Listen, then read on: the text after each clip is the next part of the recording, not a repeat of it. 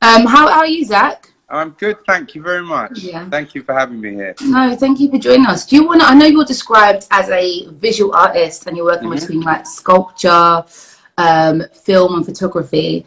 So, do you want to kind of introduce yourself to everyone who's watching right now? Oh, do I have to? Can't you Yeah, you do. introduce me instead? I mean, yeah, I do all of the above. I work mainly in sculpture. Last year I've been curating as well. I curated a show called Get Up, Stand Up. What else to say? I've worked in film. Obviously, I'm the son of Zak Ové also. So I've come through that timeline. And currently I kind of work between a variety of mediums. Yeah. Do you have a preferred medium, that one that kind of you always seem to kind of go back to more than kind of it trumps the others? I guess sculpture for me presently has been the preferred medium for about the last 10 years. Yeah. If that helps, yeah. And you kind of, I know I was looking at the video from the Yorkshire Sculpture Park, and I know that kind of bringing in your heritage is really important as well to the work you create. Absolutely. So how do you kind of go about, selecting what parts of your heritage to bring into your pieces? Interestingly, when I was growing up in the 70s and 80s, obviously black representation in the UK was minimal. And even if you bring music into the equation as a part of our arts and our traditions, to even hear reggae music was like a 1 hour slot per week. And we weren't really written into the script historically or otherwise. For me, that was a dilemma. I think it was for my entire generation. We were trying to kind of understand and pronounce what being black and British meant. And all the kind of conundrums of that duality, if you like. What really clicked for me, I'd been working for a long time directing music videos. Between here in the States, I'd done things like Murder, She Wrote for Shakadina Suppliers. I did Romantic Call for Patra and a bunch of different stuff. But while I was working as a filmmaker, I was back in Trinidad documenting the carnival. And it really, it had a massive impact on me in terms of the mythology, the culture, etc. And what I have tried to do in many respects in my work is look at old world cultures and mythologies and find new ways to use new materials that kind of elaborate on making that part of our culture recontemporized or giving it a new lease of life in a way, right? A new dialogue. That led me also to look at African sculptures, etc., in a kind of similar light. Every time I went to a museum, I was looking at statues that were ebony wood, that have incredible historical content, but felt like something of the past in a way. And I became interested in how one keeps those traditions and those timelines alive. And in a way, I guess also looking at the Caribbean, looking at our culture historically, resistance is a big part of kind of proclaiming who we are and asserting what our culture really is. I often feel that in the Caribbean, we're queuing up presently to sort of become 5th generation car park attendants of the United States as that culture kind of clenches its hold and pulls us in that direction.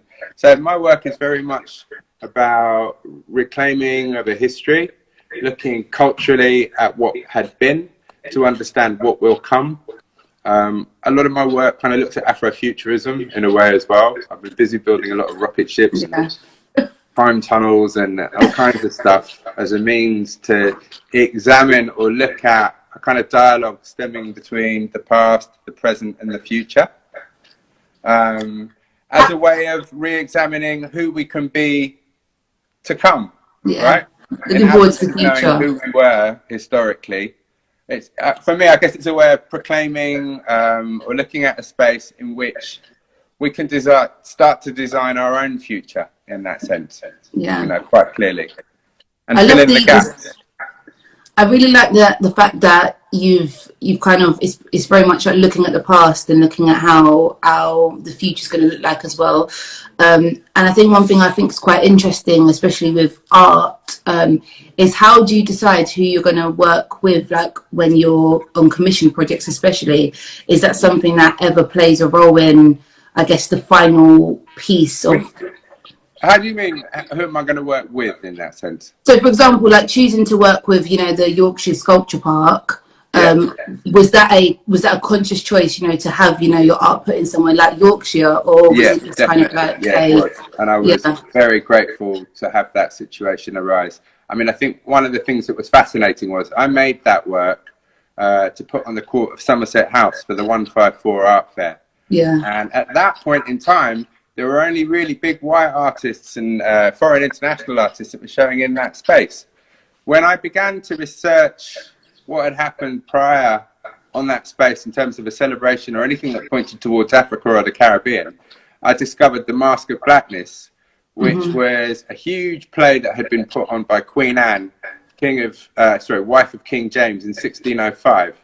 And in that, 9 English princesses played 9 African deities who have to come to Britain to bathe in the sea of whiteness in order to proclaim their true beauty. And this was so that work was really made as a rebuke to that, and also to look at the situation for black men and the diaspora post-Africa.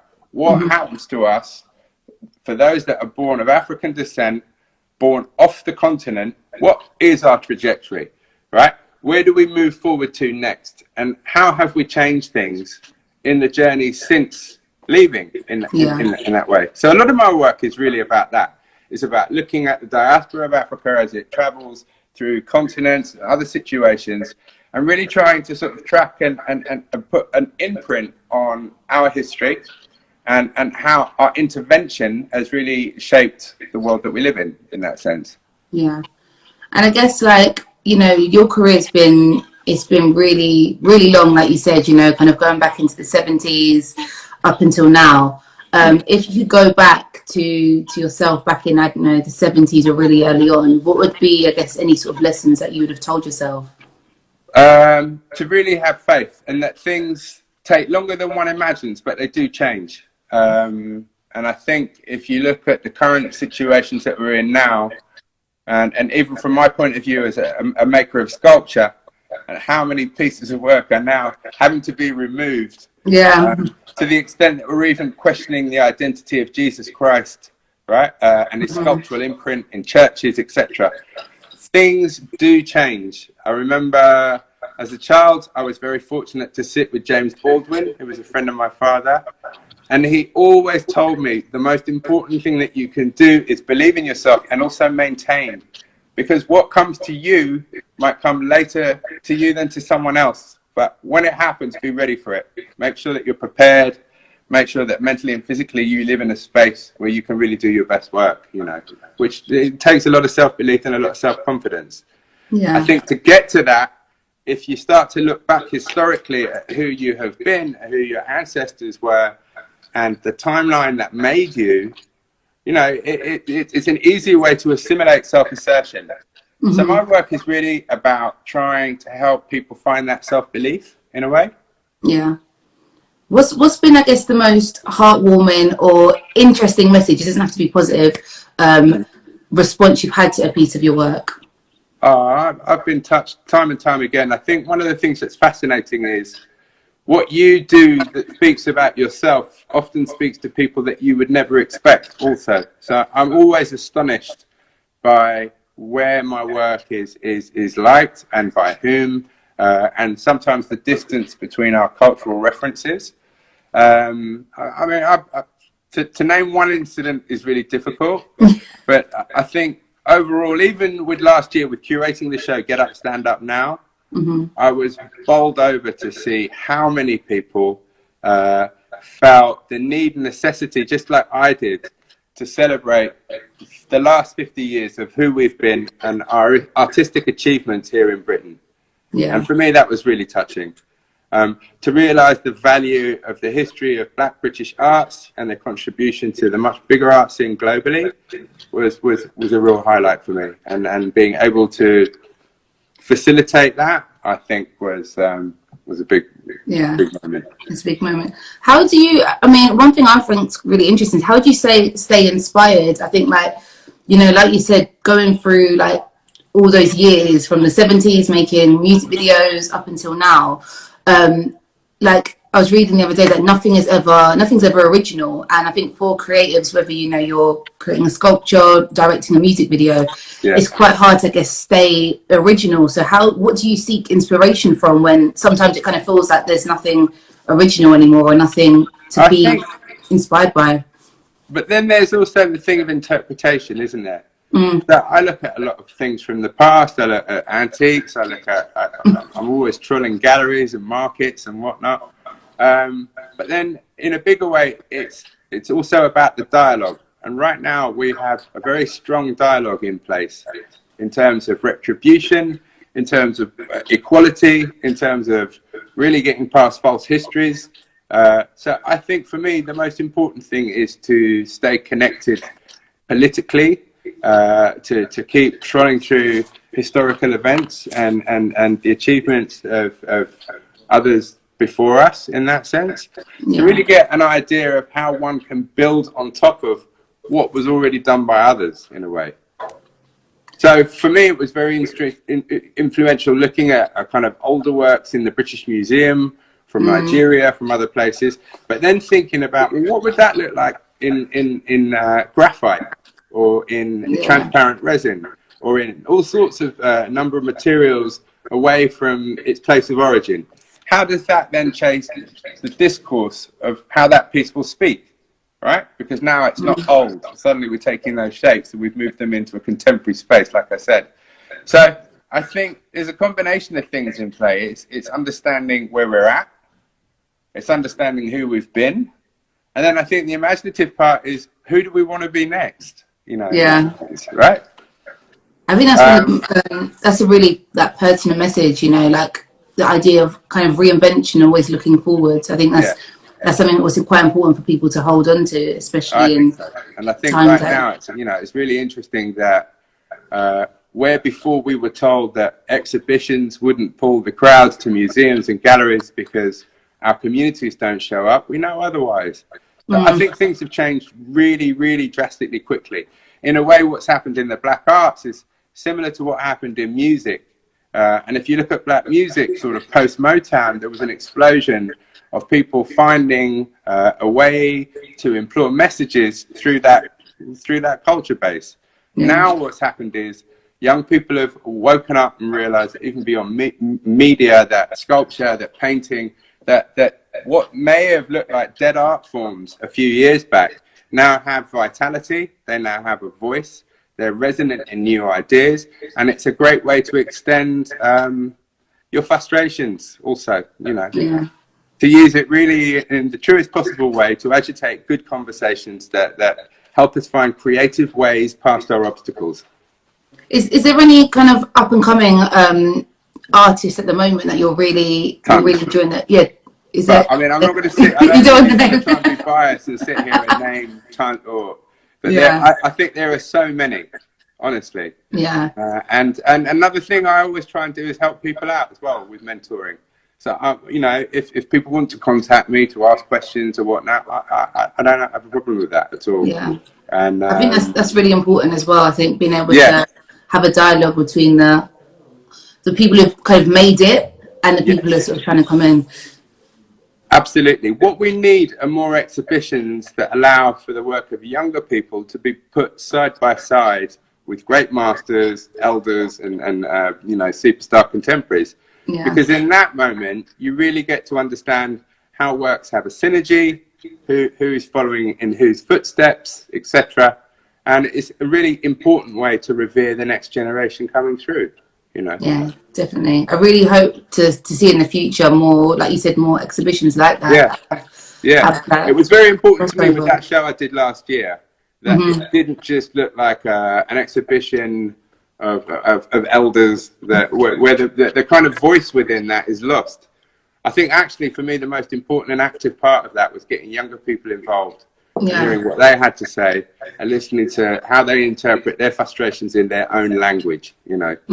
And by that I mean artistically, in terms of whatever mediums they're using and how they want to put things together and what's turning them on in that way, you know. What I guess what challenges have you had to kind of deal with, you know, along throughout your career as a whole? I mean, there's probably so many things, but the biggest problem has been up to date was that for a long time, work, say for instance, coming out of carnival arts and things like that, wasn't really recognised. I don't think people really understood the importance of that. Yeah, here we are with the Notting Hill Carnival is the biggest street festival in Europe, right? And an incredible mythology and culture to follow and to boot. But predominantly, historically, what has been a problem was that museums and institutions didn't really value the work from this culture base in the way that it's stepped up to now. So I think initially it was just getting people to understand the importance of what was being put across. I think that time has come and gone, and I think there's a huge value post the struggle of Black Lives Matter and all the issues that we've seen recently for institutions to reconsider how they view this work, the importance of it, and who the majority of their audiences will be in the future.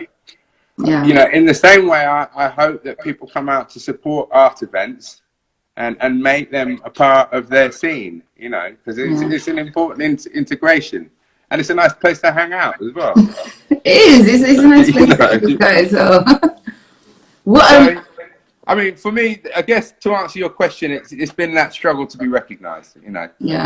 And for people to take us seriously. I think in the UK, there's still a problem with recognising homegrown talent. I think institutions revere what's happening in Black America without really looking at what's happening in our own backyard in the same critical mass. That needs to change. But nice to see people like Sonia Boyce representing Britain at the Venice Biennale this year, you know. But I look forward to seeing somebody like Hugh Locke or others like him in the Tate main hall, etc. And I hope that in situations where statues are coming down, like in Bristol and in London, that it's recognised that people coming out of this Windrush experience or the Black British African experience need to be really given the chance to put work back in those same spaces and be seen and be heard, you know, to really validate a crucial moment, you know, in terms of what comes next. So if you was commissioned to, you know, put a piece up in one of the places where a statue's been taken down previously, what would be your kind of initial thing to create? Well, I mean, for a long time, I've been trying to petition to get more statues of great Black Britons up and in place. People probably don't even know of characters like Ras Prince Mololulu, who was the most famous Black person in the UK between 1920 and 1960. Claudia Jones, who was the head of the Socialist Workers' Party in America, who, when coming to Britain on a British passport, founded the Notting Hill Carnival. She's buried next to Karl Marx in Highgate Cemetery, right? Oh, wow. Dido Bell, who, with her mixed ancestry, her uncle Richard Maitland. Dido Bell was a mixed-race girl of your complexion that lived in Kenwood House in Hampstead. And her uncle pushed for abolition due to the fact that his brother had made this child that he fell in love with. For me, that was an interesting and captivating enough story that, you know, a Black debutante should be recognised as the owner of that situation in Hampstead. It was like a great moment to put something there. But right through, I mean, I had this conversation last week. I'd even like to see a statue of Diane Abbott standing on 12,000 hate letters that were sent to her, right? Holding a beacon of liberty. Because for me, even with somebody like that, the fact that you stand up again and again and again and again, right, to champion the causes of Black women and others, that's critical mass, you know. More than half the hate mail sent to the Labour Party was sent to one Black woman. She deserves a statue. That would be such a powerful statue. Even you describing it, I had chills visualizing it. So yeah, I would love to see that happen. Even with community leaders, people like Frank Critchlow in Ladbroke Grove, all sorts of people. We need to be recognised for our achievements. You know, Norman Beaton deserves a statue. So many characters that have kind of forged Black British identity and British identity as a whole need to be recognised. Yeah, we need to see ourselves amidst the landscape that is our own backyard. 100%. Do you this question here I think is quite interesting actually. I'm gonna ask this and I'm gonna ask another question I've got. Do you have an opinion on the continued conversation of art pieces being returned to their current countries of origin? I think it's very important. The only thing that we need to be ensured of is that however that's done, that the pieces of work are looked after. You know, there was a situation recently with young Africans in Paris ripping statues out of French museum, but they did it in such a way that they did more damage to the artworks to make the point, right? Yeah. That then a piece of work of that age should be treated. You know, it's like it's not going to live. No. So we need to be respectful of the culture that we're trying to preserve, firstly. But I think it's very important that things are returned to the country of origin. And that in the end, we need to take into account that we stole those works, you know. Yeah. I wanted to ask as well, you mentioned a bit earlier about sometimes not getting the recognition from, you know, maybe British sort of institutions. Do you feel that you've had to sort of kind of go further afield to sort of get that recognition? So, you know, like the States and other places. Yeah, definitely. And I think past a certain level, anyone that's serious in this country working in Black arts has to be recognised in the United States in order to make a living. And what we need also is we need our own institutions. Just like in America, they have the Underground Museum and the Studio Museum and all these wonderful places that have popped up, if you like, as private museums looking more intrinsically and intensely at Black culture. We need versions of that here.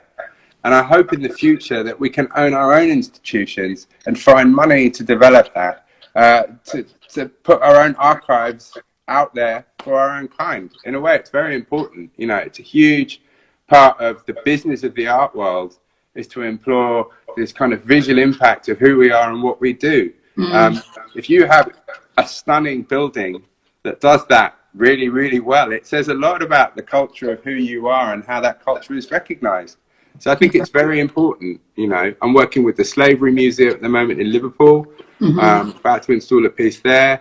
And I'm very interested in micro museums that speak about specialist topics that we're involved in. You know, it's very important.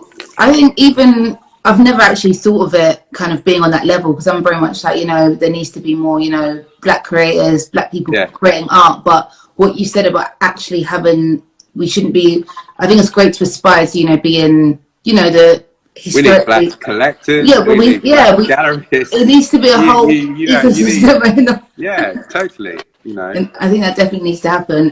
What else do you do to kind of keep saying outside of work? Because I think, especially when you're a creator, everything you do feeds into your work. So what do you do to keep saying outside of that?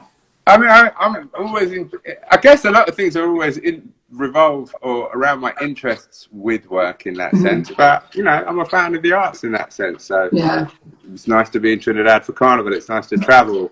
It's nice to go and see other cultures at source and see how they operate. That for me is really the most compelling aspect, is looking at cultures and people and integrating and moving and trying to get a bigger sense of the world in that sense. Yeah. And go beyond all the restrictions that were put in place years ago, you know? Yeah. So what else you mentioned you're working on a piece at the Slave Museum. Is there anything else you're working on at the moment? Yeah, I've been building a piece at the moment which is nearly 9 meters high for a sculpture park that was in Hawaii that's now shut, sadly, and I'm hoping to get it rehoused. It's a piece called The Mothership Connection, and it's an assemblance of abstracted fragments of famous buildings that were built by slaves. And on top of that, I've used a Mende helmet mask, which was a traditional African mask worn by women as healers to heal those affected with mental illness. I liken the piece to being kind of within the timeline and journey of the diaspora, and our involvement in the creation of Western modernity in that sense. The headpiece is also significant to me as the guiding light, the mother, and the means to return. Obviously, there's a reference to Funkadelic and P-Funk. I'm very much a son of the P in that sense, and was very interested in the Afrofuturism of my childhood. Was musical. It was dub. It was funk. It was black psychedelia in that sense.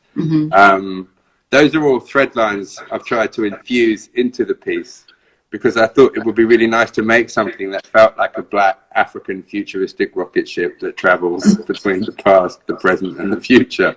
The whole thing lights up, and I'm hoping to get it installed somewhere in London at a good institution soon. And if anyone's listening that wants to put it up somewhere nice, please be in touch. Well, someone did put, how do I get in touch with your agent? So... Well, you just find me like anyone does through you know. Click on his page on the live, and you'll be able to find it there. Yeah, send me an Instagram, and I'll get back to you. Definitely. Zach, before we wrap up, I wanted to ask, what would be the kind of one message you'd like to leave people with about, you know, your story or your journey as well, and the work you're creating? Well, I've really enjoyed my journey into the arts. Funnily enough, there was myself and another English black artist, Hassan Hajjaj. We both started at a similar time, and we both got there late. I guess that was partly because we didn't realise how important our voices were within that medium until we began. So my biggest tip to anyone is really try everything that you feel that you might have a sense of purpose in. Never feel left out. Try and engage. You know, that's the most important thing. Yeah, amazing. Zach, thank you so much for your time today. Thank you very much. I feel like I've learned so much, and I'd love to. Now I'm just like, I really would love to see a black-owned, amazing institution like a museum in the UK. Absolutely. We have something like Somerset House or the ICA or a building like that in the West End. Something regal, something prominent, something that speaks about our contribution. I'd be very happy. Definitely. Amazing. Cool. Zach, thank you so much as well for your time. Thank you for having me, and it's been lovely talking to you. All right. You have a good day, and thank you. Take care. Yeah?